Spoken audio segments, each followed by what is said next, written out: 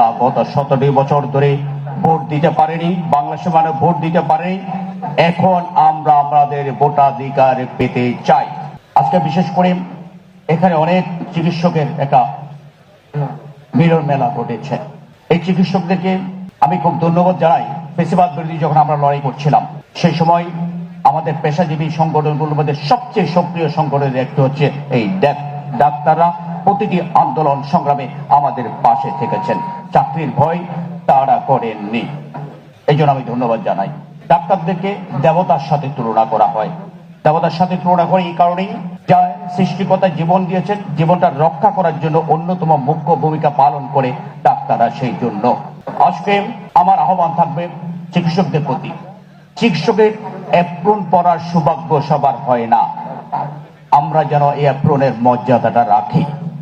আমি এই কোণে বলছি, আজকে হাজারো হাজারো মানুষ, লক্ষ মানুষ আজকে বিদেশে চিকিৎসার জন্য চলে যেতে হয়। এই ব্যর্থতা আমাদের নিতেই হবে। এই ব্যর্থতা রাষ্ট্রের যেমন আছে, সরকার আছে, তেমনি আমাদের চিকিৎসকেরও। আজকে ওই যে দেবতার সাথে তুলনা করে ওই যে অ্যাপ্রনের কথা বলছি, সেটার মর্যাদাটা যেন আমরা রাখি। রাষ্ট্রের কাছে একটি বক্তব্য দিয়ে আমি শেষ করব। আমরা 17 বছর ধরে লড়াই করেছি গণতন্ত্রের জন্য। যে দেশে ভোটাধিকার নাই, সে দেশে গণতন্ত্র আছে বলাই যায় না। আমরা এই ভোটাধিকার লড়াই, অন্যান্য লড়াইগুলো তার সাথে এক হয়েছে। মূল লড়াইটা ছিল ভোটাধিকার লড়াই। আমরা গত 17 বছর ধরে ভোট দিতে পারিনি, বাংলাদেশের মানুষ ভোট দিতে পারেনি। এখন আমরা আমাদের ভোটাধিকার পেতে চাই।